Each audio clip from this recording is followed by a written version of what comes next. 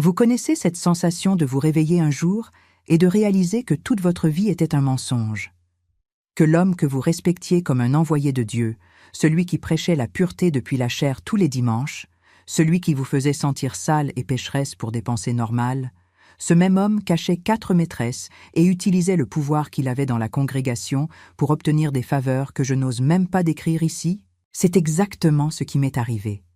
Et quand je l'ai découvert, ma vie s'est effondrée d'une manière que je n'aurais jamais pu imaginer. Bonjour mes chers, je m'appelle Joséphine, mais vous pouvez m'appeler Josie.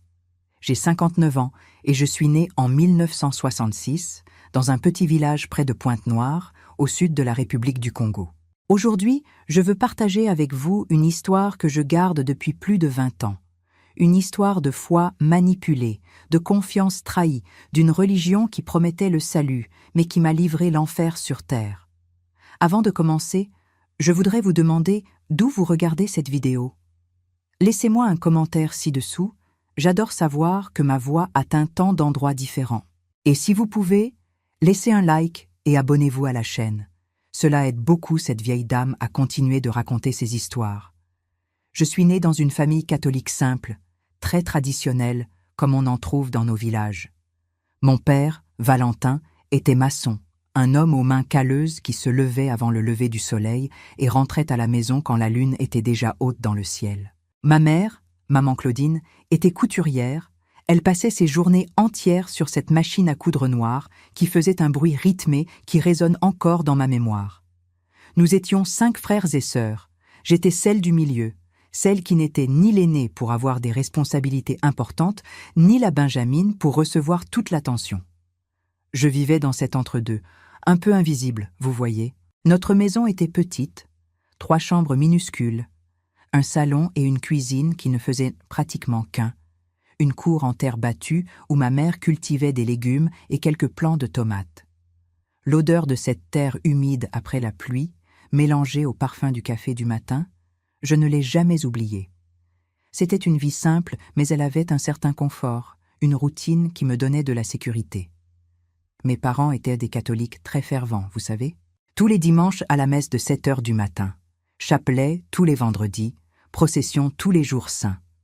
J'ai été baptisée, j'ai fait ma première communion, ma confirmation, tout dans les règles.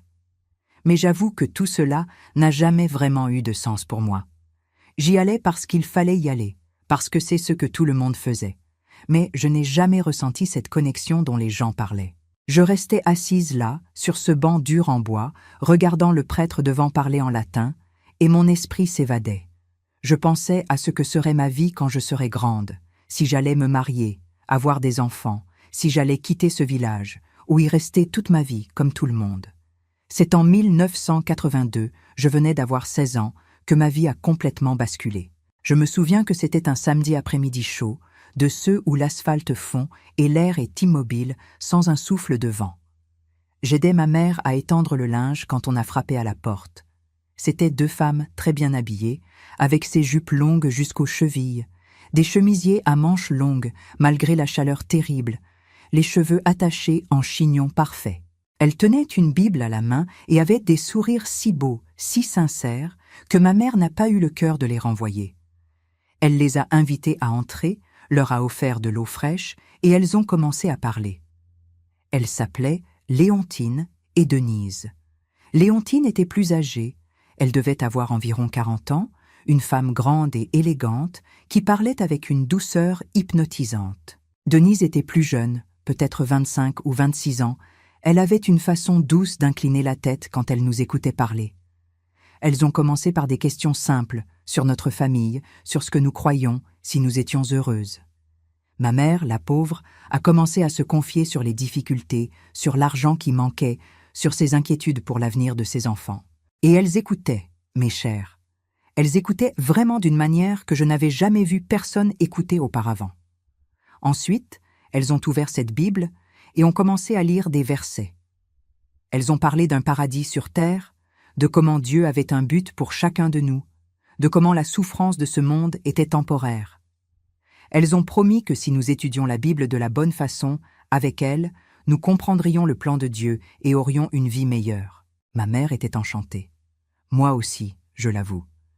Il y avait quelque chose dans ce message qui semblait avoir plus de sens que tout ce que j'avais entendu à l'Église catholique toute ma vie. Elles ont fixé un rendez-vous pour revenir la semaine suivante afin de commencer une étude biblique avec nous. Et elles sont revenues. Chaque semaine, religieusement, pardonnez le jeu de mots, elles apparaissaient chez nous. Toujours très ponctuelles, toujours avec ses sourires, toujours avec des réponses à toutes nos questions. Elles nous ont enseigné que la Trinité était un mensonge, que Jésus n'était pas Dieu mais le Fils de Dieu, que l'enfer n'existait pas, que l'âme n'était pas immortelle. Tout ce que j'avais appris toute ma vie était faux, selon elles. Et vous savez ce qui est pire? Cela avait du sens. Elles montraient, verset après verset, tout très bien expliqué, tout avec une logique qui semblait parfaite. Je me sentais éclairée, comme si j'avais enfin trouvé la vérité. Mon père n'a pas du tout aimé ça. Il était catholique convaincu et voyait cela comme une trahison. Il se disputait avec ma mère, disait qu'elle se faisait tromper par des folles, que nous irions en enfer si nous abandonnions la vraie Église.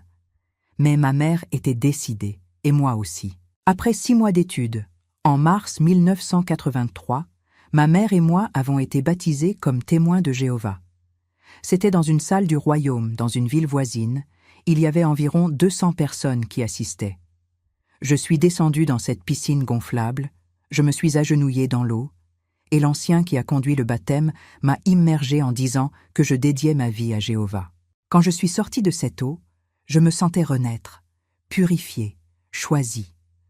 Je croyais vraiment que j'avais trouvé le bon chemin. La congrégation nous a accueillis avec tant de chaleur, mes chers. Tout le monde était frère, sœur, tout le monde se saluait avec des étreintes serrées. Il y avait un sens de communauté que je n'avais jamais expérimenté auparavant. Les réunions avaient lieu 3 fois par semaine, mardi, jeudi et dimanche. Chaque réunion durait environ 2 heures. Il y avait des études de textes bibliques, des discours, des formations pour la prédication de porte en porte. Et tous les samedis matins, nous sortions prêcher, frappant de porte en porte, offrant les revues « La tour de garde » et « Réveillez-vous », essayant de convertir les gens. Je prenais cela très au sérieux. Je me levais tôt, je m'habillais avec soin, toujours avec une jupe longue et un chemisier modeste, et je sortais enthousiaste pour apporter le message de Jéhovah aux gens. J'ai rencontré mon mari dans la congrégation. Il s'appelait Olivier, un jeune homme à la peau sombre, aux yeux noirs, au sourire facile, qui avait été élevé comme témoin depuis tout petit. Il avait 19 ans quand nous nous sommes rencontrés. Il travaillait comme assistant administratif dans une entreprise de transport. Nous avons commencé à mieux nous connaître pendant les prédications, parce qu'on nous mettait toujours dans le même groupe. Il était gentil, respectueux, me traitait comme si j'étais en cristal. Il n'a jamais rien tenté au-delà de me tenir la main, respectant toujours les règles strictes de la congrégation concernant les fréquentations. Nous ne pouvions pas rester seuls, nous devions toujours avoir un chaperon quand nous sortions ensemble. Nous ne pouvions avoir aucun type d'intimité avant le mariage, même le baiser sur la bouche n'était pas permis. Nous nous sommes mariés en décembre 1984, lors d'une cérémonie simple à la salle du royaume. Je venais d'avoir 18 ans. J'ai porté une robe blanche que ma mère a cousue, manches longues, jupe jusqu'au sol, rien de très élaboré parce que la congrégation ne permettait pas l'ostentation. C'était beau, à sa façon. Après la cérémonie, il y a eu un déjeuner chez ses parents, avec de la nourriture simple mais copieuse, du riz, des haricots, du poulet rôti, des salades et un gâteau de mariage que la sœur Odette a fait pour nous. Cette nuit-là, quand nous nous sommes enfin retrouvés seuls pour la première fois, j'étais si nerveuse que je tremblais. Nous ne savions rien de rien, vous comprenez? Personne ne nous avait enseigné, tout était interdit d'en parler avant le mariage. C'était gênant, maladroit, mais nous avons appris avec le temps. Nous avons loué une toute petite maison, 2 pièces et une salle de bain, dans un quartier simple. Olivier travaillait toute la journée, et je restais à la maison à m'occuper des choses, cuisiner, nettoyer et étudier la Bible. Ma vie tournait autour de la congrégation. Réunion 3 fois par semaine, prédication tous les samedis, assemblée régionale qui durait tout le week-end, congrès de district 1 fois par an où nous voyagions dans de plus grandes villes. J'étais immergée dans ce monde et je pensais que je vivais la vie la plus correcte possible. Les années ont passé. En 1986, ma première fille est née, Isabelle. 2 ans plus tard est venue la deuxième, Christine. De belles filles, en bonne santé, que j'ai élevées selon les principes des témoins de Jéhovah. Dès leur plus jeune âge, elles venaient avec moi aux réunions, restaient assises tranquillement, apprenant à se comporter. Je leur enseignais des versets de la Bible avant de dormir, je chantais les cantiques du royaume, je leur montrais les images des revues. Je croyais vraiment que je leur donnais le meilleur chemin possible. C'est en 1990, j'avais 24 ans, que le frère Antoine a été désigné comme ancien de notre congrégation. Il avait environ 45-46 ans, c'était un homme imposant, grand, larges épaules, voix grave et profonde, qui résonnait dans la salle du royaume. Il avait des cheveux grisonnants sur les tempes, portait toujours des costumes sombres très bien repassés, des cravates sobres. Il était marié à la sœur Nadège, une femme petite, maigre, à la voix fine, qui semblait toujours être 3 pas derrière lui. Ils avaient 3 enfants déjà grands, tous serviteurs ministériels ou pionniers réguliers. Le frère Antoine a rapidement gagné le respect et l'admiration de tout le monde. Il donnait les discours les plus percutants, citait les Écritures par cœur, avait des réponses à tous les doutes. Quand il montait à cette chaire, tout le monde restait en silence absolu, prêtant attention à chaque mot. Il parlait de pureté morale, de l'importance de garder la congrégation propre, de comment Jéhovah haïssait la fornication, l'adultère, tout type d'immoralité sexuelle. Il était inflexible sur ces sujets. Plusieurs personnes ont été excommuniées pendant son temps comme ancien à cause de péchés moraux, et il conduisait ses réunions de comité judiciaire avec une sévérité qui faisait peur. J'avais un énorme respect pour lui. Je pensais qu'il était un exemple vivant de ce qu'un serviteur de Jéhovah devrait être. Mon mari l'admirait aussi énormément, commentait toujours ses discours, la sagesse du frère Antoine. Nous lui demandions conseil pour tout, pour les problèmes dans le mariage, pour les doutes sur l'éducation des enfants, pour les décisions importantes de la vie. Il nous recevait toujours chez lui, dans son petit salon modeste, mais impeccablement propre, avec la sœur Nadège qui servait du café et des biscuits maison. Les choses ont commencé à changer en 1993. Olivier avait été désigné comme serviteur ministériel, une sorte d'assistant des anciens, et cela signifiait qu'il avait plus de responsabilités dans la congrégation, plus de réunions avec les anciens, plus d'accès aux coulisses de ce monde. Je remarquais qu'il était plus stressé, plus silencieux à la maison. Quand je lui demandais ce qui se passait, il disait que c'était des problèmes de la congrégation, des affaires confidentielles qu'il ne pouvait pas discuter avec moi.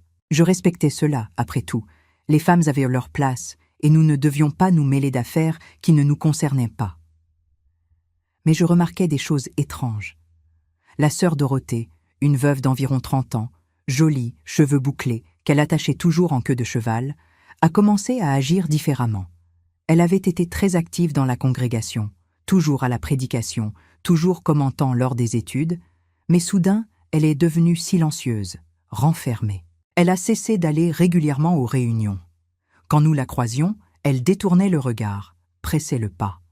Il courait une rumeur qu'elle avait été réprimandée par les anciens pour quelque chose, mais personne ne savait exactement quoi.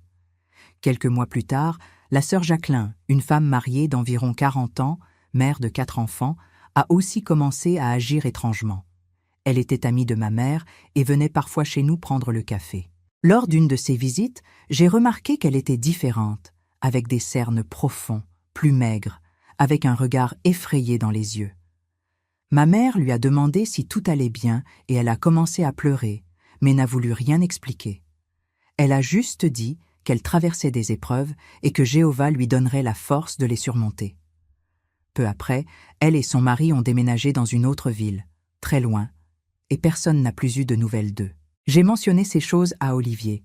J'ai dit que je trouvais étrange que tant de sœurs aient des problèmes en même temps. J'ai demandé s'il savait quelque chose. Il s'est énervé, a dit que je ne devais pas faire de commérage, que chacun avait ses épreuves et que ce n'était pas mes affaires. Sa réaction m'a rendue encore plus curieuse et inquiète, mais j'ai essayé de respecter et j'ai arrêté de poser des questions. C'est en mars 1994 que j'ai commencé à réaliser que quelque chose de très mauvais se passait. J'étais allée chez la sœur Léontine, celle-là même qui m'avait enseigné la Bible des années auparavant, pour lui apporter des revues qu'elle avait commandées. Quand je suis arrivée là-bas, je l'ai trouvée assise dans la cuisine, pleurant doucement. J'ai demandé ce qui s'était passé, et elle a hésité, m'a regardé avec ses yeux rouges et gonflés, et a dit qu'elle ne pouvait pas parler, qu'elle avait promis de ne parler à personne. J'ai insisté, j'ai tenu sa main, j'ai dit qu'elle pouvait me faire confiance. Et alors elle a lâché, dans un murmure plein de honte, que le frère Antoine lui avait demandé de faire certaines choses en échange de résoudre des problèmes que son mari avait dans la congrégation. Je n'ai pas compris tout de suite au début. Certaines choses? Quelles choses? Elle n'a pas voulu détailler, mais il était clair par sa façon de parler, par la honte sur son visage, qu'il s'agissait de choses de nature intime. J'ai senti un froid dans ma colonne vertébrale, une oppression dans ma poitrine qui a failli me faire m'évanouir. Non, ai-je pensé, ce ne pouvait pas être vrai. Pas le frère Antoine, cet homme saint, celui qui prêchait la pureté avec tant de véhémence. Ce devait être un malentendu. Mais Léontine a continué. Elle a dit qu'elle n'avait pas été la seule, que d'autres sœurs avaient vécu la même situation, mais personne n'avait le courage de dénoncer parce qu'il était très puissant dans la congrégation, et personne ne les croirait. Je suis partie de là en état de choc absolu. Je suis rentrée à la maison tremblante, le cœur accéléré, la tête qui tournait. Était-ce vrai? Cet homme que je respectais tant, que je voyais comme un exemple, était-il capable d'une telle chose? Quand Olivier est rentré du travail, je lui ai raconté ce que Léontine m'avait dit. Je pensais qu'il serait aussi choqué que moi, que nous allions faire quelque chose, dénoncer, enquêter. Mais sa réaction a été complètement différente. Il s'est mis en colère contre moi, a dit que je ne devais pas croire au commérage d'une femme frustrée, que Léontine devait avoir des problèmes mentaux, que j'étais utilisée par le diable pour répandre la calomnie contre un serviteur de Jéhovah. Il m'a ordonné de ne plus jamais aborder ce sujet et m'a interdit de parler à Léontine. J'étais confuse, blessée par sa réaction, mais j'étais soumise à mon mari, comme les Écritures le commandaient, alors j'ai obéi. J'ai essayé de chasser cela de ma tête. Je me suis convaincue que cela devait vraiment être un mensonge, que Léontine était confuse ou avait des problèmes. Mais cette graine de doute avait été plantée dans mon cœur et ne cessait de grandir. Mes chers qui me suivez jusqu'ici, vous voyez déjà où cette histoire va mener. Parfois, tous les signes sont là, mais nous refusons de les voir parce que la vérité est trop douloureuse.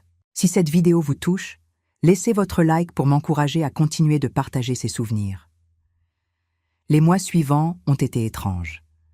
J'observais le frère Antoine avec d'autres yeux maintenant.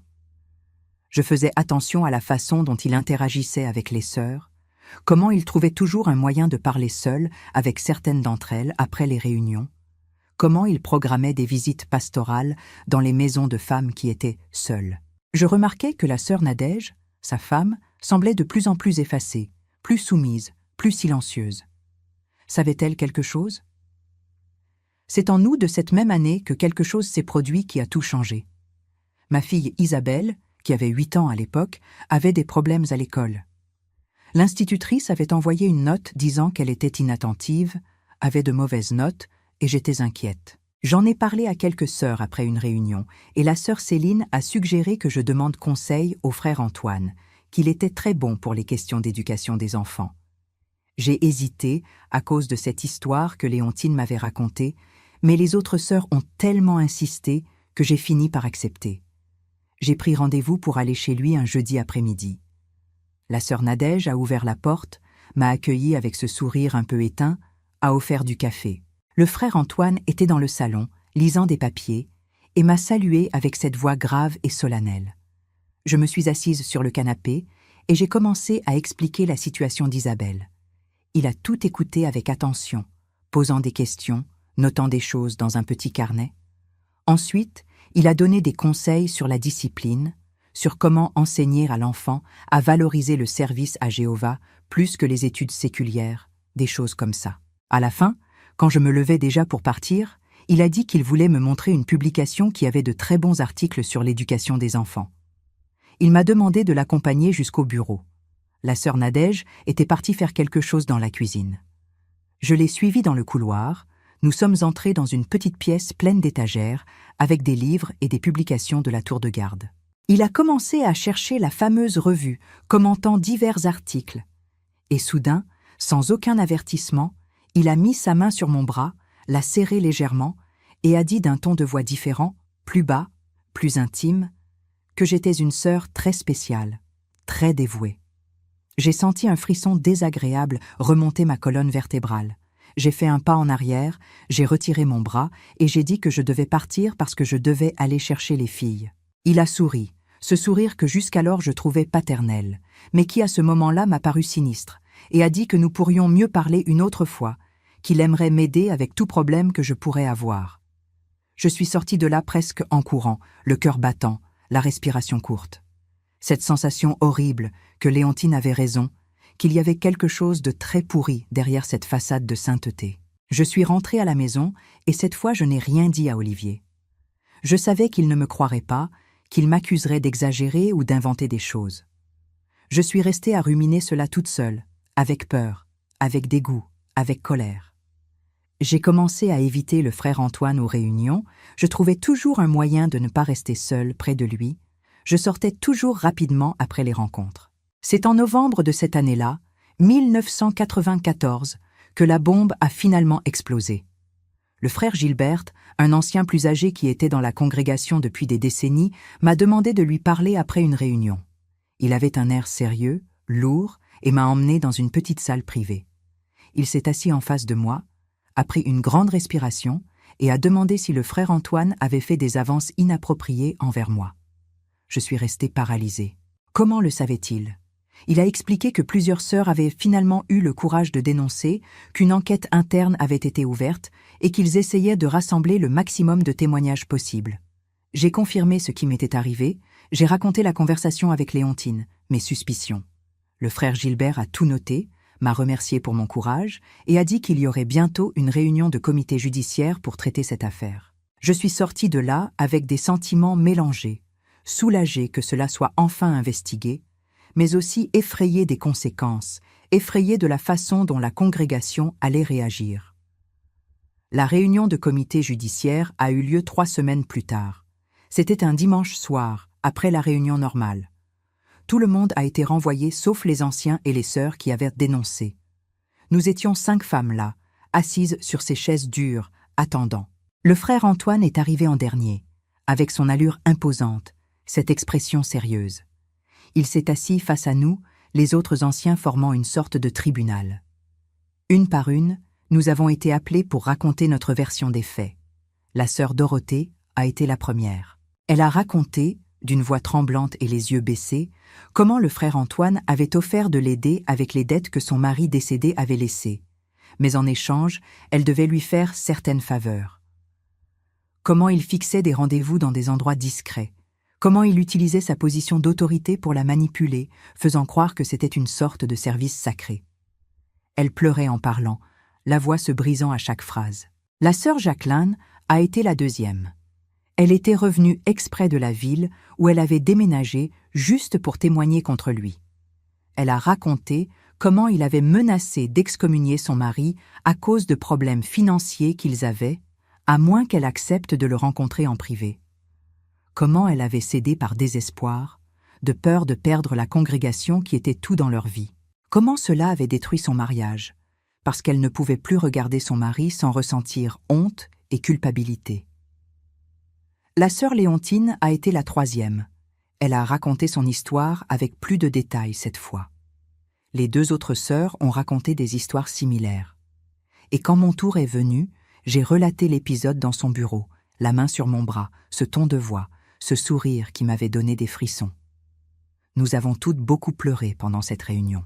Ce fut l'une des nuits les plus douloureuses de ma vie. Pendant tout ce temps, le frère Antoine est resté assis là, avec une expression impassible, presque ennuyé. Quand les témoins ont terminé, il s'est levé, a ajusté sa cravate et a commencé à parler. Il a dit que tout cela était un mensonge, l'œuvre de femmes aigries et jalouses qui voulaient me salir sa réputation. Qu'il n'avait jamais rien fait d'inapproprié avec aucune de nous. Que c'était nous qui étions utilisés par Satan pour essayer de détruire la congrégation. Il a cité des versets sur le faux témoignage, sur la calomnie, sur comment l'ennemi attaque toujours les serviteurs les plus fidèles de Jéhovah. Il a parlé avec tant de conviction, tant d'autorité, que pendant un moment, j'ai moi-même douté de ma propre mémoire. Les anciens ont délibéré pendant 2 heures. Nous sommes restés à attendre dans une autre salle, en silence, chacune perdue dans ses propres pensées.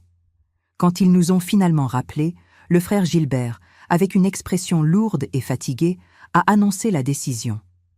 Ils avaient conclu qu'il n'y avait pas assez de preuves pour excommunier le frère Antoine.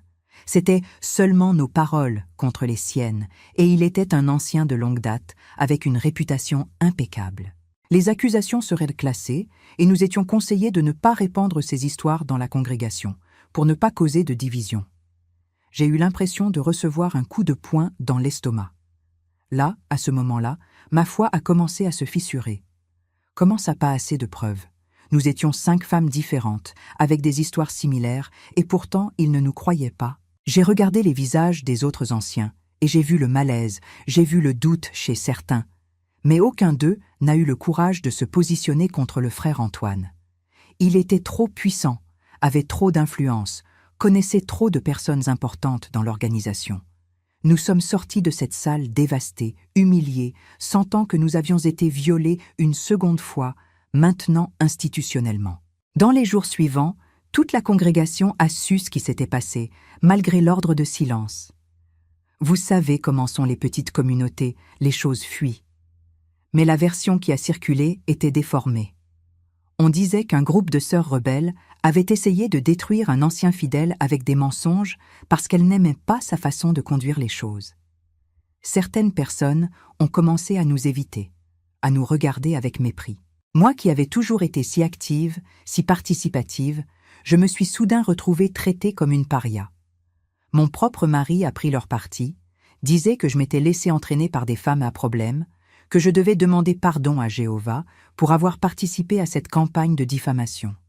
La situation à la maison est devenue insupportable.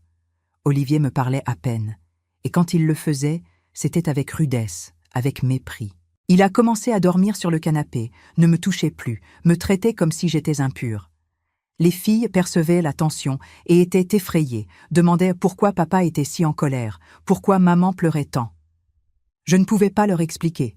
Elles étaient trop petites pour comprendre la pourriture que j'avais découverte derrière cette organisation que j'aimais. C'est en février 1995 que j'ai découvert quelque chose qui m'a fait complètement tomber. Je nettoyais la maison quand j'ai trouvé des papiers qu'Olivier avait cachés sous le matelas. C'étaient des lettres, mes chers, des lettres de femmes pour lui. J'ai commencé à lire et je n'arrivais pas à croire ce que je voyais. C'étaient des lettres d'amour, des lettres passionnées, des lettres parlant de rencontres secrètes, de moments intimes. Mon mari, celui que je croyais fidèle, qui suivait les principes de l'organisation, avait des liaisons avec d'autres femmes de la congrégation. Ce n'était pas une, ce n'était pas 2, c'étaient 4 femmes différentes, toutes des sœurs que je connaissais, que je saluais aux réunions. Je me suis assise par terre dans cette chambre, avec ces lettres dans mes mains tremblantes, et j'ai commencé à rire d'une façon hystérique. Tout était un mensonge, tout était un mensonge. Cette organisation qui prêchait la pureté morale, qui excommuniait les gens pour le moindre faux pas, était pourrie de l'intérieur. Les anciens avaient des liaisons, les serviteurs ministériels avaient des liaisons, et tout le monde faisait semblant que tout allait bien tant qu'on gardait les apparences. Ils punissaient les femmes vulnérables, expulsaient les jeunes qui faisaient des erreurs, mais protégeaient les hommes en position de pouvoir qui faisaient des choses bien pires.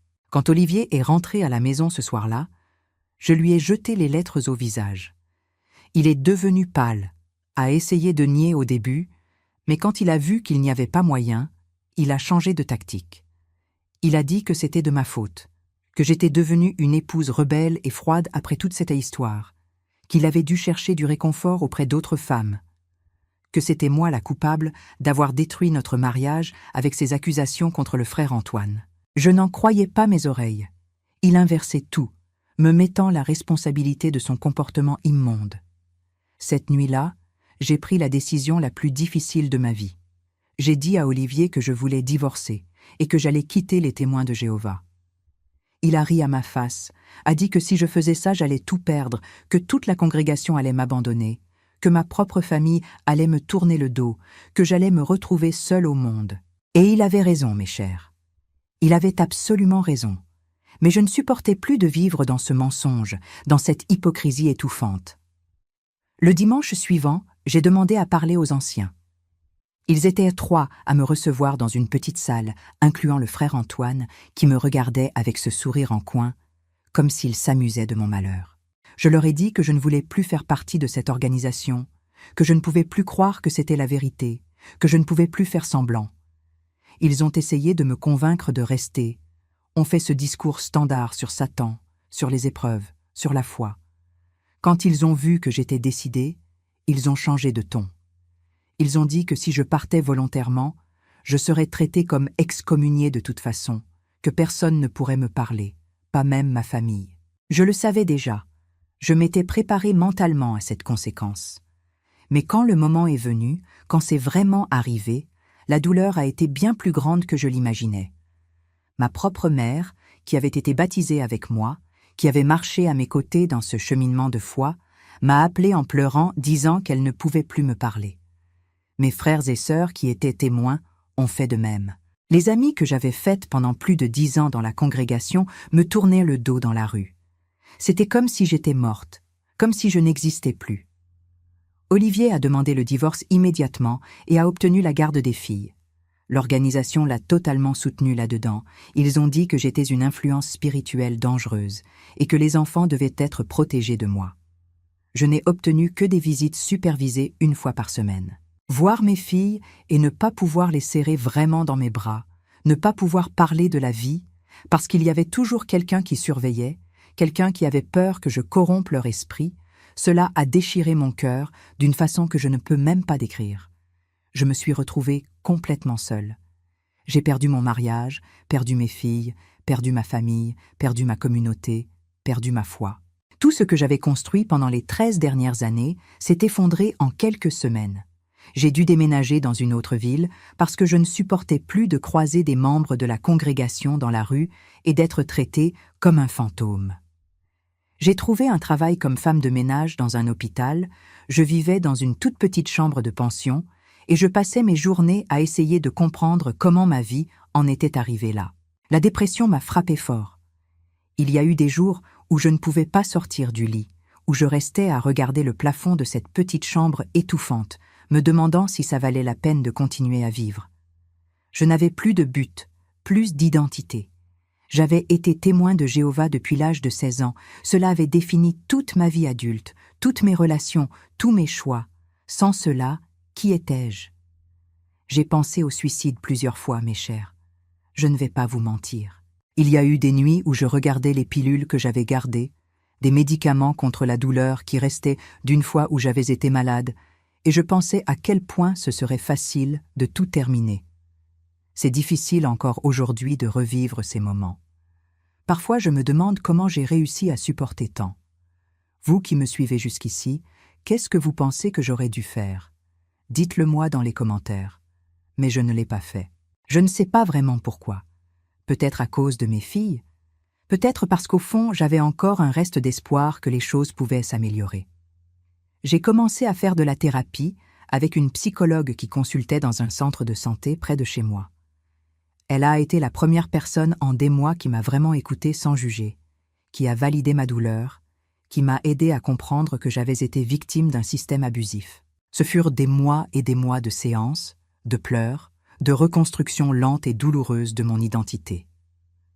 Un jour, ça devait être environ 6 mois après mon départ, j'étais au marché en train d'acheter des choses quand je suis tombée sur la sœur Dorothée, celle qui avait été l'une de celles qui avait dénoncé le frère Antoine. Elle était différente. Cheveux courts, jeans, maquillage léger. Quand elle m'a vue, ses yeux se sont remplis de larmes. Nous nous sommes serrés dans les bras là au milieu de l'allée du marché, pleurant toutes les deux, sans nous soucier de qui regardait. Elle m'a raconté qu'elle aussi était partie, qu'elle n'avait pas supporté de continuer dans ce mensonge après tout ce qui s'était passé. Nous avons échangé nos numéros et avons fixé un rendez-vous. Ce fut le début d'une amitié qui m'a sauvée. Dorothée comprenait exactement ce que je traversais parce qu'elle avait vécu la même chose. Nous avons commencé à nous voir toutes les semaines, parlions pendant des heures, Partagions les douleurs, mais aussi les petites victoires. Elle m'a présenté à d'autres personnes qui étaient aussi sorties de religions contrôlantes, et petit à petit, j'ai construit un nouveau réseau de soutien, un nouveau cercle social. Ce n'était pas la même chose que la communauté que j'avais dans la congrégation, mais c'était réel, c'était authentique, c'était basé sur des connexions véritables et non sur des obligations religieuses. En 1997, 2 ans après être parti, j'ai découvert quelque chose qui m'a dévasté, mais qui a aussi confirmé que j'avais fait le bon choix. Le frère Antoine avait finalement été pris en flagrant délit. Une des sœurs qu'il manipulait, une jeune fille de 19 ans qui venait juste de se faire baptiser, n'avait pas supporté la pression et avait tenté de se suicider. Elle a survécu et à l'hôpital, désespérée, elle a tout raconté à son mari. Le mari est allé chez le frère Antoine et l'a frappé devant tout le monde qui sortait d'une réunion. Ce fut un énorme scandale.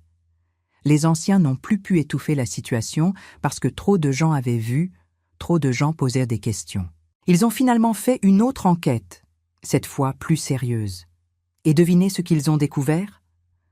Le frère Antoine n'avait pas seulement ces femmes qui avaient dénoncé avant. Au cours des années où il a été ancien, il avait manipulé et abusé de plus de 10 femmes différentes dans la congrégation. 10, mes chers. Et personne n'avait rien fait parce qu'il était intouchable, parce qu'il avait le pouvoir, parce que c'était plus facile de blâmer les victimes que de faire face à la réalité qu'un des leaders spirituels était un prédateur. Cette fois, ils ont été obligés de l'excommunier. Mais ce n'était pas à cause de ce qu'il avait fait à toutes ces femmes, ce n'était pas parce qu'il reconnaissait enfin le mal qu'il avait causé. C'était parce que le scandale était devenu trop public, parce que cela tachait la réputation de la congrégation, parce qu'il n'y avait plus moyen de cacher. Et même là, il a été traité avec dignité, ils ont annoncé qu'il n'était plus témoin de Jéhovah, mais n'ont pas donné de détails sur le pourquoi. Les gens qui ne connaissaient pas l'histoire sont restés dans l'ignorance. Il a déménagé dans une autre ville, et, d'après ce que j'ai entendu des années plus tard, il a essayé d'entrer dans une autre congrégation là-bas, faisant semblant que rien ne s'était passé. La sœur Nadège, sa femme, a finalement divorcé. J'ai appris par des tiers qu'elle aussi a fini par quitter l'organisation, complètement détruite par ce que son mari avait fait et par la façon dont la direction avait géré tout cela. Elle avait su certaines choses pendant toutes ces années, mais on lui avait enseigné à être soumise, à ne pas questionner son mari, à toujours pardonner. La culpabilité qu'elle portait pour ne pas avoir protégé ses femmes était immense. Quant à mon ex-mari Olivier, il a continué comme serviteur ministériel pendant quelques années encore, jusqu'à ce que finalement ses propres trahisons soient révélées. Une des femmes avec qui il avait une liaison est tombée enceinte et n'a pas pu le cacher.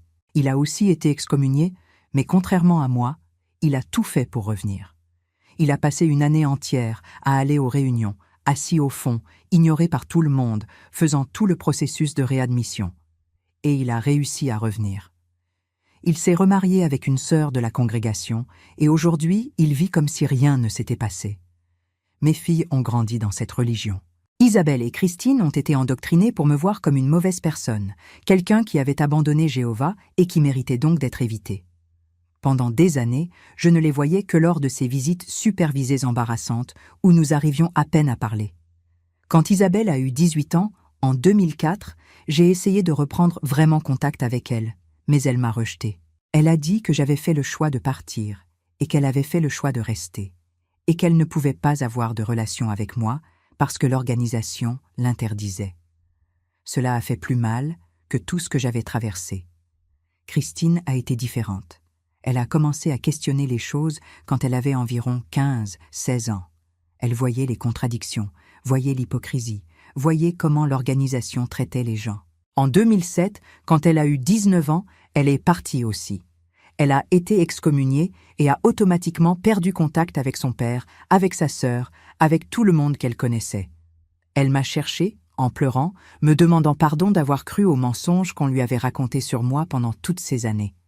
Ce fut l'un des jours les plus heureux de ma vie de pouvoir serrer ma fille dans mes bras à nouveau, de pouvoir reconstruire ce lien qui nous avait été volé. Christine habite près de moi maintenant. Nous nous voyons toutes les semaines. Elle s'est mariée, m'a donné 2 petits-enfants magnifiques qui sont la joie de ma vie. Isabelle est toujours chez les témoins de Jéhovah, elle a déjà 42 ans, elle est pionnière régulière. mariée à un ancien. Nous ne nous parlons pas. Elle ne connaît pas ses neveux, ne connaît pas la vie que sa sœur a construite, ne sait rien de moi. C'est comme si je n'existais pas pour elle. Cela fait encore mal, mes chers, je ne vais pas mentir. Il y a des jours où je regarde mon téléphone et je pense à essayer d'envoyer un message. Mais je sais que cela ne servirait à rien. Tant qu'elle sera là-dedans, prisonnière de cette bulle, elle ne pourra jamais voir la vérité. J'ai appris beaucoup de choses pendant ces 30 dernières années depuis que je suis partie. J'ai appris que la vraie foi n'a pas besoin de peur pour se maintenir. J'ai appris qu'une organisation qui utilise la culpabilité, la honte et l'ostracisme pour contrôler les gens ne peut pas venir de Dieu, quel que soit ce Dieu. J'ai appris que questionner n'est pas un péché, que douter n'est pas une faiblesse, que sortir d'une situation abusive est du courage et non de la lâcheté. J'ai aussi appris les dégâts que ce type de religion cause. Ce n'était pas seulement moi, ce n'étaient pas seulement les femmes que le frère Antoine a abusées. Ce sont des milliers de personnes qui perdent des familles entières quand elles décident de partir. Ce sont des enfants qui grandissent dans la peur, qui sont privés d'expériences normales de l'enfance, qui apprennent que tous ceux qui ne sont pas témoins sont contrôlés par Satan. Ce sont des mariages détruits, des avenirs volés, des vies gaspillées à attendre un Armageddon qui ne vient jamais. Il y a des gens qui me demandent si je regrette d'être entrée chez les témoins de Jéhovah. C'est une question difficile à répondre. D'un côté, ces années m'ont tellement volé, m'ont causé tant de douleur, qu'il est difficile de ne pas ressentir de la colère. D'un autre côté, cette expérience m'a façonnée, m'a enseigné des choses importantes sur moi-même, a fait de moi la femme forte que je suis aujourd'hui. Si je pouvais remonter le temps, essaierais-je de protéger ma version plus jeune de cette douleur? Certainement. Mais je ne peux pas changer le passé. Je peux seulement en tirer des leçons. Une chose qui m'a toujours dérangée, et qui me dérange encore, c'est la façon dont l'organisation des témoins de Jéhovah gère les cas d'abus. Ce n'est pas seulement une question d'abus sexuels, bien que ce soit extrêmement grave. C'est la façon dont ils protègent les abuseurs quand ceux-ci ont une position de pouvoir, comment ils font taire les victimes, comment ils utilisent des écritures bibliques pour justifier le maintien de secrets terribles. Ils ont une règle appelée « règle des 2 témoins » qui dit qu'une accusation ne peut être poursuivie que s'il y a 2 témoins du péché. Mais quel type d'abuseur commet ces crimes devant des témoins? C'est une règle faite pour protéger les coupables, pas les victimes. Après être partie, j'ai commencé à faire des recherches sur l'organisation, chose que je n'avais jamais faite quand j'étais dedans parce que nous étions interdites de lire tout matériel apostate. J'ai découvert que les témoins de Jéhovah ont un long historique de protection des abuseurs. J'ai découvert qu'il existe des milliers de cas documentés à travers le monde. J'ai découvert que l'organisation a déjà perdu plusieurs procès à cause de cela, mais continue de refuser de changer ses politiques. J'ai découvert que ce qui m'est arrivé à moi et à ces autres femmes dans ma congrégation n'était pas un cas isolé, mais plutôt un schéma systématique. Cela m'a rendue encore plus furieuse. Parce que cela signifie que la direction sait. Ils savent qu'il y a un problème, mais choisissent de protéger la réputation de l'organisation au lieu de protéger les gens. Ils choisissent de cacher les cas, de payer des accords en silence, de déplacer les abuseurs de congrégation en congrégation où ils peuvent continuer à faire des victimes. C'est exactement le même schéma que nous avons vu dans l'Église catholique avec les prêtres pédophiles, mais les témoins de Jéhovah ont l'audace de pointer du doigt les catholiques tout en faisant la même chose. Mon processus de guérison a été long et douloureux. La thérapie a beaucoup aidé, mais il y a des choses que seul le temps peut apaiser. J'ai dû tout réapprendre, mes chers. J'ai dû réapprendre à penser par moi-même sans me sentir coupable. J'ai dû réapprendre à prendre des décisions sans consulter un manuel de règles ou demander la permission aux anciens. J'ai dû réapprendre à avoir de vraies amitiés basées sur une affinité réelle et non sur une obligation religieuse. J'ai dû réapprendre à voir le monde non pas comme un endroit mauvais, plein de mauvaises personnes contrôlées par Satan, mais comme un endroit complexe, plein de personnes imparfaites essayant de faire de leur mieux. Une des choses les plus difficiles a été de gérer l'idée de mortalité. Les témoins de Jéhovah ne croient pas au ciel pour les gens ordinaires, seulement pour les oints. L'espoir qu'ils nous vendaient était de vivre pour toujours dans un paradis sur terre, après l'Armageddon. Quand je suis partie, j'ai dû faire face à la réalité que je vais mourir un jour et qu'il n'y a probablement rien après. C'était terrifiant au début. Mais avec le temps, j'ai appris que cette mortalité rend la vie plus précieuse, pas moins. Chaque jour vaut plus quand vous savez qu'ils sont limités. Chaque relation est plus précieuse quand vous comprenez que vous n'avez pas un pour toujours garanti. À ce moment de ma vie, je ne savais vraiment pas si j'arriverais à aller de l'avant. L'incertitude était ma seule compagnie constante. Avez-vous déjà ressenti cette peur de l'inconnu? Laissez votre cœur dans les commentaires si ce récit vous touche. Aujourd'hui, à 59 ans, je peux dire que je suis heureuse. Pas de la façon dont j'imaginais que je le serais quand j'avais 18 ans et que je me suis mariée pleine de rêves et d'espoir. Pas de la façon dont on me l'avait promis quand je me suis fait baptiser en pensant avoir trouvé la vérité. Mais je suis heureuse d'une manière plus réelle, plus honnête. J'ai ma fille, Christine, qui me parle de tout, qui me raconte ses problèmes et ses joies. J'ai mes 2 petits-enfants qui m'appellent mamie et que je vais chercher à l'école 2 fois par semaine. J'ai de vrais amis, qui sont avec moi non pas parce qu'une religion le commande, mais parce qu'elles ont choisi d'être là. J'ai réussi à faire des études universitaires, chose que les témoins de Jéhovah découragent fortement. J'ai obtenu mon diplôme en travail social à 43 ans. Je travaille dans un refuge pour femmes en situation de vulnérabilité, aidant des personnes qui ont vécu des choses similaires à ce que j'ai vécu, des femmes qui ont été abusées, manipulées, contrôlées. C'est un travail difficile qui touche à des blessures que je pensais parfois cicatriser, mais c'est significatif. Je sens que je fais une vraie différence dans la vie de vraies personnes, pas en prêchant sur un paradis futur tout en ignorant la souffrance présente. Certaines personnes me demandent si je crois encore en Dieu. C'est compliqué. Je ne crois plus au Dieu des témoins de Jéhovah, ce Dieu cruel qui va détruire des milliards de personnes à l'Armageddon juste parce qu'ils n'ont pas frappé à la bonne porte ou n'ont pas lu les bonnes revues. Je ne crois pas en un Dieu qui se soucie plus de règles stupides sur la barbe et la longueur des jupes que de la vraie justice et compassion. Mais parfois, quand je vois mes petits-enfants jouer, ou quand je réussis à aider une femme à sortir d'une situation d'abus, ou quand je vois un beau coucher de soleil, je ressens quelque chose. Je ne sais pas si c'est Dieu, je ne sais pas si c'est juste l'univers, mais je ressens une connexion avec quelque chose de plus grand, et cela me suffit. Concernant le frère Antoine, j'ai appris il y a quelques années qu'il était mort. C'était en 2019, il a eu une crise cardiaque foudroyante. Quand j'ai entendu la nouvelle, j'ai ressenti rien. Je pensais que je ressentirais de la colère, ou peut-être du soulagement, ou une satisfaction morbide. Mais je n'ai rien ressenti. Il n'était qu'un vieil homme pathétique qui a utilisé un pouvoir qu'il ne méritait pas pour blesser des femmes vulnérables. Sa mort ne défait pas le mal qu'il a causé, ne ramène pas les années qu'il a volées à tant de vies, ne guérit pas les blessures qu'il a laissées. Mais cela signifie aussi qu'il ne peut plus faire de nouvelles victimes, et peut-être que c'est quelque chose. La sœur Nadège, son ex-femme, a réussi à reconstruire sa vie aussi. Elle travaille comme bénévole dans une institution qui aide les personnes sorties de religions contrôlantes. Nous nous sommes rencontrés quelquefois au fil des ans, nous avons parlé de ce que nous avons vécu. Elle porte une culpabilité énorme de ne pas avoir réalisé ce que son mari faisait, de ne pas avoir protégé ses femmes. J'essaie de lui dire qu'elle était aussi sa victime, qu'elle avait aussi été manipulée et contrôlée. Mais je sais que c'est difficile pour elle d'accepter cela. La culpabilité est un fardeau lourd. Parmi les autres femmes qui ont dénoncé le frère Antoine avec moi, Léontine vit toujours dans le même petit village où tout s'est passé. Elle est retournée être catholique, fréquente la même église qu'elle fréquentait avant de devenir témoin.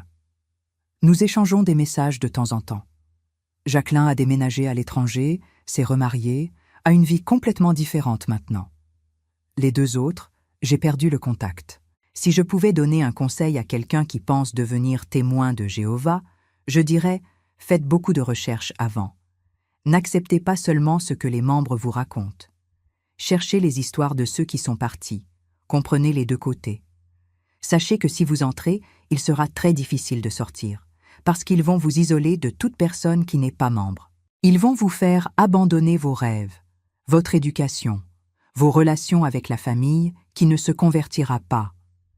Ils vont contrôler ce que vous portez, ce que vous mangez, avec qui vous vous liez, quelle carrière vous choisissez, si vous pouvez faire des études, si vous pouvez avoir des amis à l'extérieur, quel type de divertissement vous pouvez consommer. Et si un jour vous décidez de partir, vous allez perdre tout le monde, même si vous n'avez rien fait de mal. Pour ceux qui sont déjà dedans et qui ont des doutes, je dis, faites confiance à vos instincts. Si quelque chose ne semble pas correct, ce n'est probablement pas correct. Si l'organisation vous interdit de faire des recherches sur elle-même, de lire du matériel critique, de poser des questions difficiles, demandez-vous pourquoi. La vérité n'a pas peur de l'investigation. La vérité n'a pas besoin de menaces et de punitions pour se maintenir. Si vous restez seulement par peur de perdre famille et amis, vous n'êtes pas libre, vous êtes otage. Et pour ceux qui sont partis et qui souffrent des conséquences, de la solitude, de la douleur du rejet, je dis, ça va s'améliorer. Je sais que ça ne semble pas être le cas maintenant. Je sais qu'il semble que vous êtes dans un trou sans issue. Je sais qu'il y a des jours où vous ne voulez plus vivre. Mais ça va s'améliorer. Ça va prendre du temps. Ça va faire mal. Ça va être le processus le plus difficile de votre vie. Mais de l'autre côté, il y a la liberté. Il y a l'authenticité. Il y a la possibilité de vivre sans culpabilité et sans peur. Il y a la possibilité d'être vous-même sans demander la permission à personne. Une chose que j'ai apprise, c'est que sortir d'une religion contrôlante est similaire à sortir d'une relation abusive. Vous passez par les mêmes phases, déni, colère, marchandage, dépression, acceptation. Vous manquez les bons moments et oubliez les mauvais. Vous pensez à revenir 1000 fois, même en sachant que c'était mauvais. Vous vous demandez si c'est vous qui avez exagéré, si c'était vraiment si mauvais. Mais tout comme dans une relation abusive, revenir ne résout rien. Le système reste le même, les règles restent les mêmes, le contrôle reste le même. La seule solution est de partir et de rester dehors, aussi difficile que cela puisse être. Une autre chose importante que j'ai apprise concerne la nature des systèmes de contrôle. Les témoins de Jéhovah utilisent les mêmes tactiques que d'autres groupes contrôlants: isolement social, endoctrinement intensif, contrôle de l'information, langage spécial qui crée une barrière entre membres et non-membres, peur de conséquences terribles si on part, amour conditionnel basé sur l'obéissance. Quand vous comprenez ces tactiques, vous pouvez voir le schéma non seulement chez les témoins, mais dans plusieurs autres organisations religieuses et même séculières. Aujourd'hui, j'ai une vie que la Joséphine de 20 ans n'aurait jamais imaginée. J'ai des tatouages, chose qui était considérée comme une abomination. Je porte des pantalons, des shorts, des vêtements qui montrent les épaules, sans me sentir coupable. Je célèbre les anniversaires, Noël, Pâques, non pas parce que ce sont des dates sacrées, mais parce que ce sont des moments pour réunir la famille et créer de bons souvenirs. Je vote aux élections, chose que les témoins ne font pas parce qu'ils considèrent qu'ils ne doivent pas participer aux gouvernements humains. J'ai fait une transfusion sanguine quand j'en ai eu besoin. Cela m'a sauvé la vie, chose qui m'aurait tué si j'étais encore témoin. J'ai des amis de toutes les religions et d'aucune religion. Je lis des livres qui étaient interdits, je regarde des films qui étaient considérés comme démoniaques, je pense des pensées qui étaient considérées comme pécheresses. Et vous savez quoi? Je ne suis pas devenue une mauvaise personne à cause de ça. Je ne suis pas devenue alcoolique, droguée, promiscue, rien de ces choses horribles qu'il disait qu'il arrive à ceux qui partent.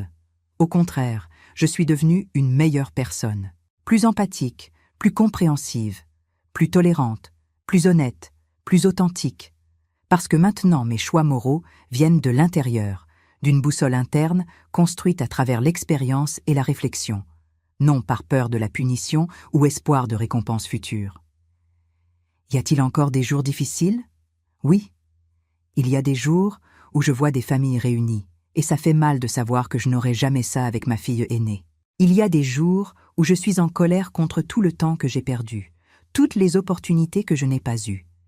Il y a des jours où je pense à comment ma vie aurait pu être différente si elle n'avait jamais frappé à ma porte ce samedi de 1982. Mais alors, je regarde tout ce que j'ai construit, la personne que je suis devenue, et je réalise que cette douleur m'a aussi enseigné des choses précieuses. J'ai appris sur la résilience, sur comment l'être humain est capable de supporter bien plus qu'il n'imagine. J'ai appris l'importance de tout remettre en question, même et surtout les choses qui semblent sacrées. J'ai appris qu'appartenir à un groupe ne vaut pas la peine si cela signifie renoncer à soi-même. J'ai appris que le véritable amour ne vient pas avec des conditions et des menaces. J'ai appris que la vie est trop courte pour vivre selon les attentes des autres. Si vous avez aimé mon histoire, s'il vous plaît, laissez votre like et abonnez-vous à la chaîne, montrez que mon histoire n'a pas été racontée en vain. Dites-moi dans les commentaires si vous avez vécu quelque chose de similaire, si vous connaissez quelqu'un qui est témoin de Jéhovah, ou si vous avez déjà été approché par eux à votre porte. Je veux savoir combien d'entre vous se sont identifiés à cette situation de manipulation religieuse, de contrôle, de devoir choisir entre votre conscience et votre famille.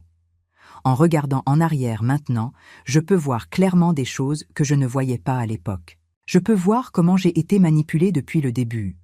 Comment ces deux femmes gentilles qui ont frappé à ma porte n'étaient pas nécessairement de mauvaises personnes, mais étaient des pièces d'un système plus grand, qui utilise des techniques très bien développées pour recruter et retenir des membres. Je peux voir comment l'étude biblique, qui semblait si éclairante, était en réalité un processus d'endoctrinement soigneusement planifié, où chaque réponse que je donnais était guidée vers les conclusions qu'ils voulaient que j'atteigne. Je peux voir aussi comment l'organisation crée une dépendance émotionnelle et sociale qui rend presque impossible de partir. Quand toute votre vie sociale, tous vos amis, toute votre famille, toutes vos activités de loisirs tournent autour de la congrégation, partir signifie perdre littéralement tout. C'est comme être dans une prison où les barreaux sont faits de relations et de menaces d'ostracisme. Vous avez la clé, techniquement vous pouvez partir quand vous voulez. Mais le coût de partir est si élevé que la plupart des gens restent, même en étant malheureux, même en sachant au fond que quelque chose ne va pas. Et la question du frère Antoine n'était pas un cas isolé d'un homme mauvais qui a réussi à infiltrer une bonne organisation. Le problème est structurel. Le problème est que l'organisation donne un pouvoir absolu aux anciens sur la vie des gens, sans aucun système réel de responsabilité. Le problème est qu'il place la réputation de l'organisation au-dessus de la sécurité et du bien-être des membres. Le problème est qu'ils enseignent aux femmes à être soumises au point de ne pas pouvoir se défendre même quand elles sont abusées. Le problème est qu'ils découragent l'enseignement supérieur et la pensée critique précisément parce que les personnes éduquées et critiques sont plus difficiles à contrôler.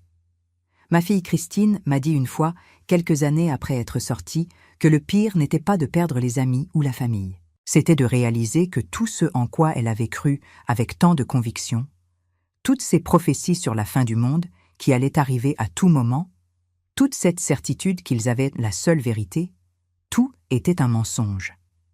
C'était de gérer la colère d'avoir gaspillé les meilleures années de sa jeunesse à frapper aux portes pour essayer de convertir les gens, alors qu'elle aurait pu faire des études, voyager, construire une carrière, vivre. C'était de devoir reconstruire complètement sa vision du monde, son identité, ses valeurs, tout de zéro.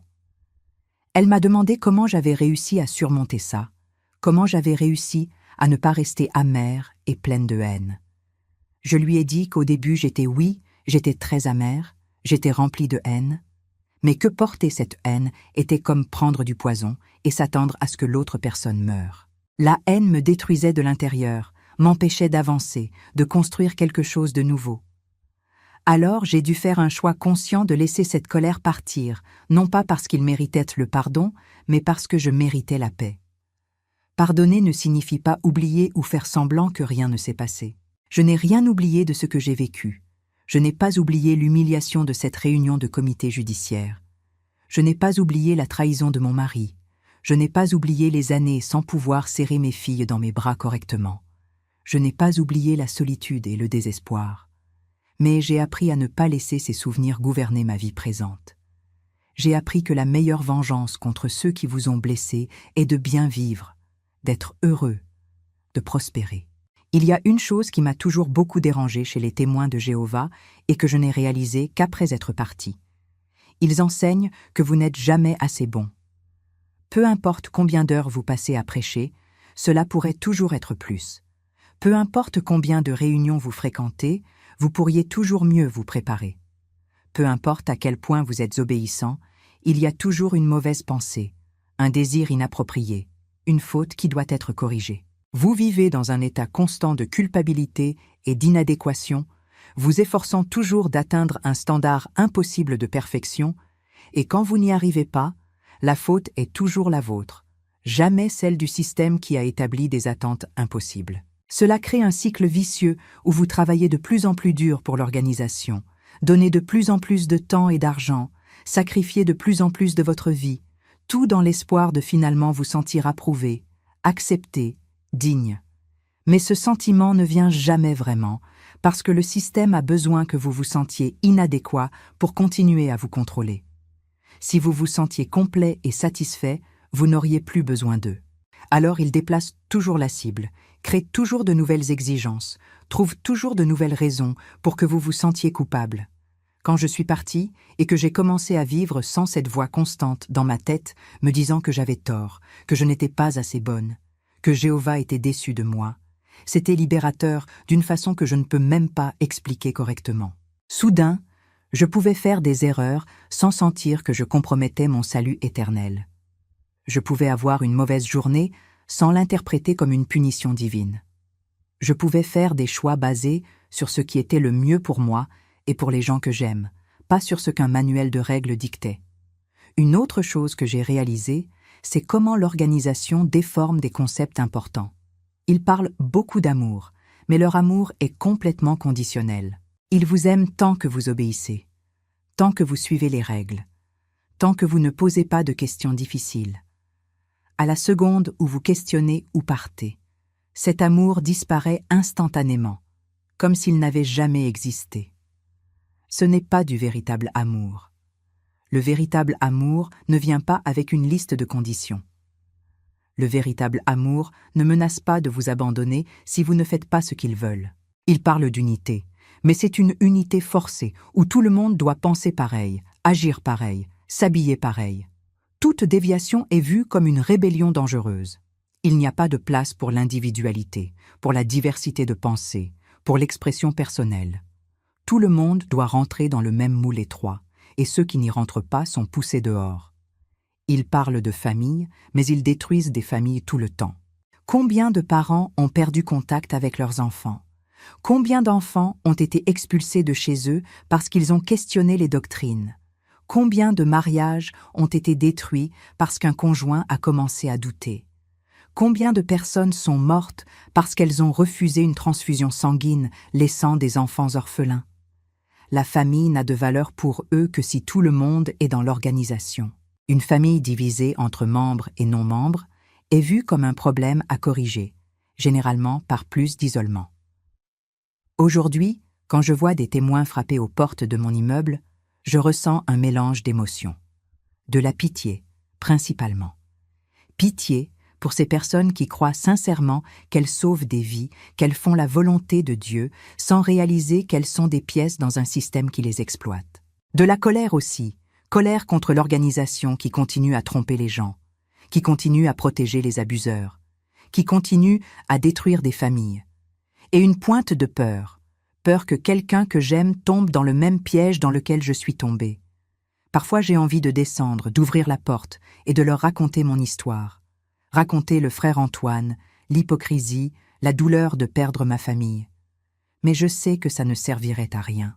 Elles ont été entraînées à voir les ex-membres comme des apostates menteurs, comme des personnes amères qui n'ont pas pu vivre selon les standards élevés de l'organisation. Tout ce que je dirais serait filtré à travers cette lentille, serait rejeté comme de la persécution satanique. Seuls ceux qui sont prêts à entendre peuvent vraiment entendre, et la plupart des témoins ne sont pas prêts. Ce que je peux faire, et c'est ce que je fais, c'est être disponible pour ceux qui doutent, pour ceux qui commencent à se réveiller à la réalité. Parce que quand ces personnes décident finalement de partir, elles ont désespérément besoin de quelqu'un qui comprend, quelqu'un qui est déjà passé par là, quelqu'un qui peut dire « Je sais à quel point c'est difficile, mais tu vas y arriver, tu n'es pas seul ». C'est pourquoi je raconte mon histoire. C'est pourquoi je participe à des groupes de soutien en ligne. C'est pourquoi quand je rencontre quelqu'un qui vient de sortir, je fais un point d'être présente. Une des plus belles choses que j'ai vues ces dernières années est la communauté d'ex-témoins de Jéhovah qui s'est formée, principalement via Internet. Ce sont des milliers de personnes à travers le monde qui partagent leurs histoires, offrent du soutien, créent des ressources pour aider ceux qui sortent. Il y a des vidéos, des sites web, des groupes sur les réseaux sociaux. Tout fait par des bénévoles qui veulent simplement aider d'autres personnes à ne pas passer seuls par ce qu'ils ont traversé. C'est réconfortant de savoir que nous ne sommes pas des cas isolés, que notre douleur est validée par des milliers d'autres qui ont vécu des choses similaires. Il est aussi important que je dise que tout le monde qui quitte les témoins de Jéhovah n'a pas la même expérience que j'ai eue. Il y a des gens qui partent et réussissent à maintenir une relation avec la famille, il y a des gens qui ne souffrent pas autant de la transition, il y a des gens qui trouvent rapidement une nouvelle communauté et s'adaptent. Chaque histoire est unique. Mon histoire a été particulièrement difficile à cause de l'abus de l'ancien, de la trahison de mon mari, de la perte de mes filles. Mais je ne veux pas que quiconque minimise sa propre souffrance juste parce que ça pourrait être pire. La douleur est la douleur, le trauma est le trauma.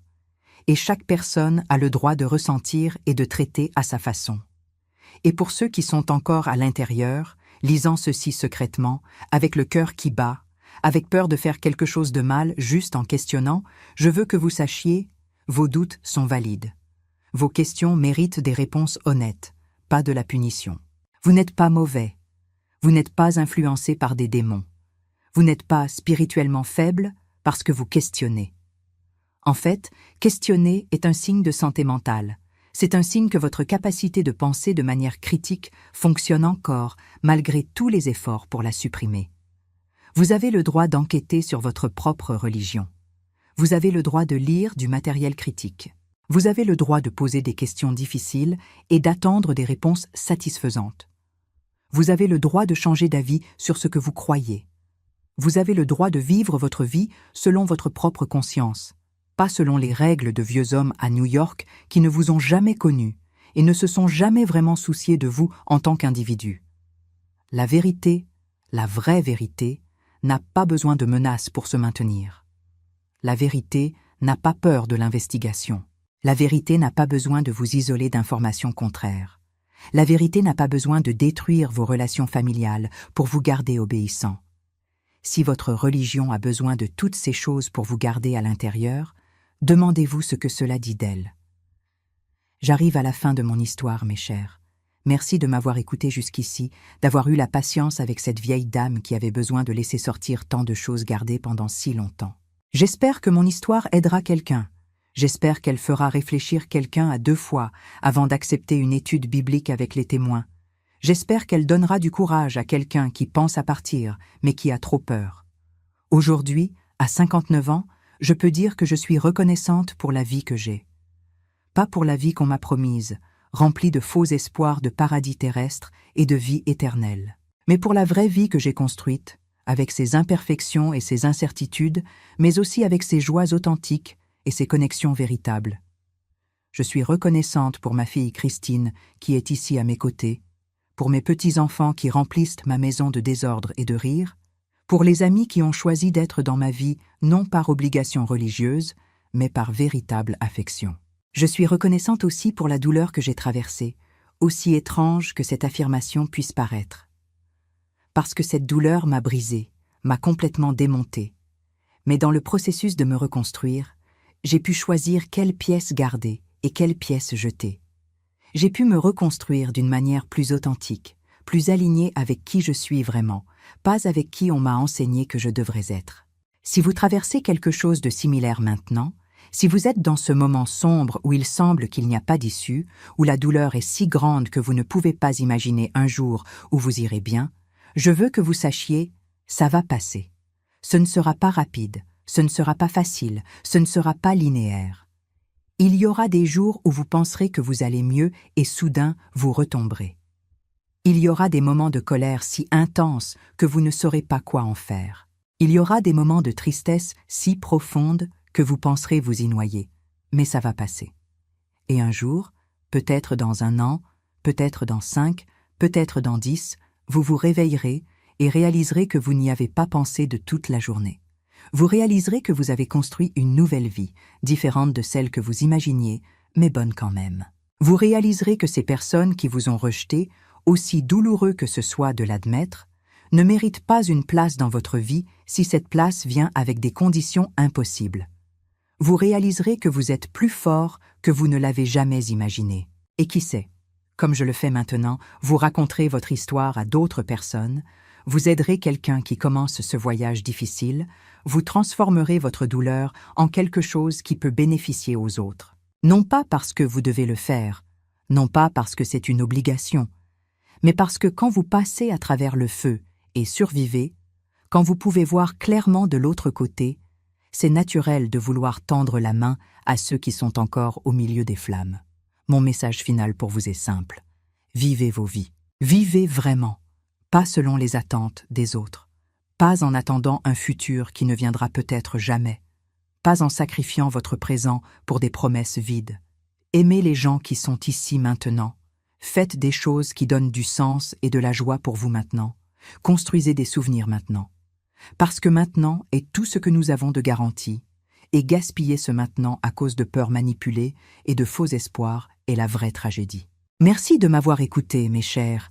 Dites-moi dans les commentaires ce que vous avez pensé de cette histoire, si vous connaissez quelqu'un qui a vécu quelque chose de similaire, si cette histoire vous a aidé d'une certaine façon. Et si vous avez aimé, n'oubliez pas de laisser votre like, de vous abonner à la chaîne, de partager avec quelqu'un dont vous pensez qu'il a besoin d'entendre cela. Chaque vue, chaque commentaire, chaque partage aide à porter ce message à plus de personnes qui pourraient en avoir besoin. Un baiser au cœur de chacun de vous, et que vos vies soient remplies de liberté, d'authenticité et de véritable amour. Pas cet amour conditionnel et manipulateur, mais cet amour qui n'a pas besoin de règles pour exister. Jusqu'à la prochaine histoire.